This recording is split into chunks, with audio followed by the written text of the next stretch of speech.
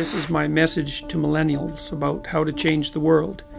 And I would say how to change the world properly. Of course, the question then is, well, exactly what do you mean by properly? And of course, that's the fundamental issue. So this was triggered in part by something I read recently by Jonathan Haidt. And Jonathan Haidt is the professor of ethical leadership at the NYU Stern School of Business. And he's been a very astute commentator recently on some of the political battles that have been going on in the social sciences. And Haidt recently wrote something where he claimed that universities have to decide between social justice and truth. And on the side of truth, he puts a philosopher named John Stuart Mill, an English philosopher, who said, "He who knows only his side of the case knows little of that. His reasons may be good, and no one may have been able to refute them.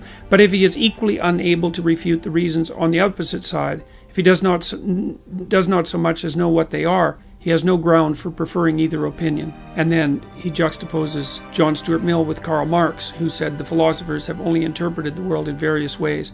The point is to change it. He considers Marx the patron saint of social justice university, which is oriented around changing the world in part by overthrowing power structures and privilege. It sees political diversity as an obstacle to action. Mill, on the other hand, according to Haidt, is the patron saint of what he calls Truth U, which sees truth as a process in which flawed individuals challenge each other's biased and incomplete reasoning, and in the process all become smarter. Haidt points out that Truth University dies when it becomes intellectually uniform or politically orthodox. So I guess this video is in part my call, along with Jonathan Haidt, for young people to join Truth University. But there's a problem with that, because the university is where the truth is being sought. That's the university. But there's a problem, and that is that young people want to change the world. And it's part of what Piaget, the developmental psychologist Piaget, called the messianic stage. And there's some real utility in that, because we're social creatures. And as we construct ourselves and formulate ourselves and bring our own character into being, predicated on our biological platform, our biological being, we also simultaneously have to adjust to integrate with and negotiate with society, which sometimes needs to be changed.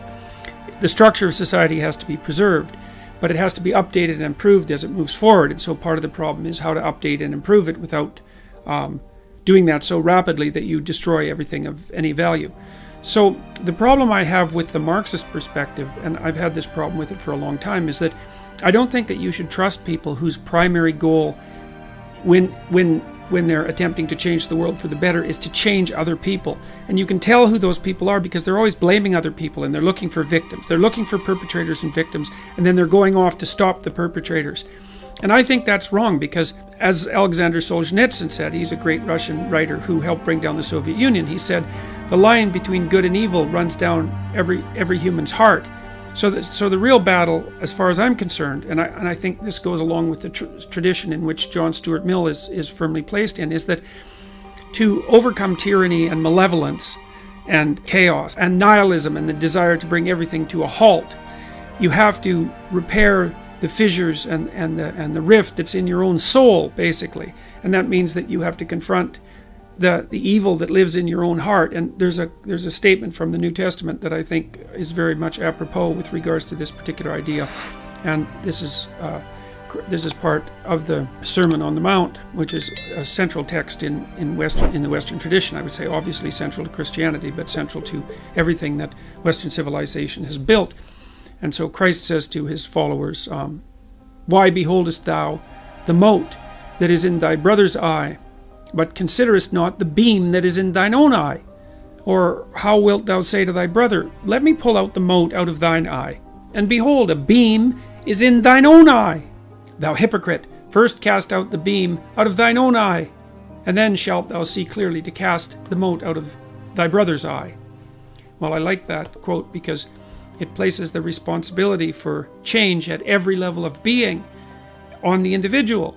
And obviously the individual interacts with society, but the idea here is that unless the individual straightens out his or her own soul, there's no possibility that the impact the individual can have on society can be anything but say harmful in proportion to the harm that's still in the soul. These are important things to know. They're vitally important things to know. But then we're faced with the conundrum that young people also want to change the world. But that's no problem, because I think you can bring you can bring Truth University together with the desire to make real change. But change has to start in the right place. So I'm going to tell you how I think you should change yourself so that you can change the world.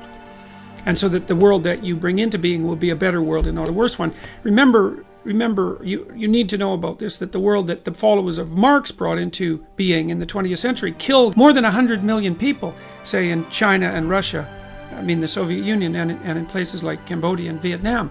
The world certainly changed as a consequence of Marxist doctrine, but it didn't change in a good direction. And of course, the Marxist doctrine is making itself heard in a massive way across the West again now. So, all right, so what should you do about that? Well, here's an idea. The first thing you have to do is orient yourself. Now, you probably have all watched Pinocchio, and Pinocchio is about how a marionette, someone whose strings are being pulled by forces beyond his comprehension. That's the situation of the undeveloped individual.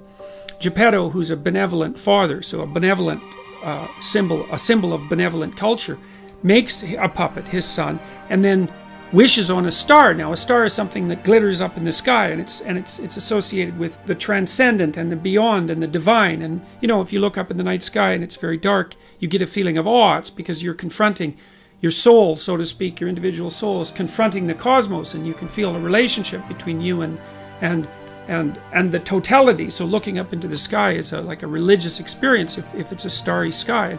And to wish upon a star is to find a light that orients you like the North Star, and to pick the highest goal you can conceive of. And so that's what Geppetto does. He raises his eyes above his day-to-day concerns and tries to establish a relationship with the highest of all possible values.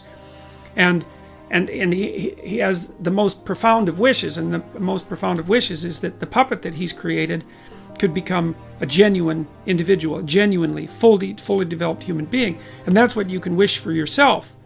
You can wish and aim for that in yourself. And then, you see, that's how you deal with the suffering that's attendant on life, because life is suffering, and because life is very hard, and people get sick, and they become mentally ill, and there's malevolence in the world, and there's tragedy, and so life is very, very hard. And if you're not properly oriented with regards to life, the fact that it's hard and the fact that it's full of suffering can warp and twist and bend you until you become murderous and resentful, and even go beyond murderous and resentment to wish for genocide, and even to wish for the destruction of everything. And so you have to learn how to strengthen yourself as an individual so that you can bear the burden of being without becoming corrupt. You have to decide that is what you're aiming for, is that you want to become a fully developed human being and stop being a pathetic marionette whose strings are being pulled by horrible forces behind the scenes.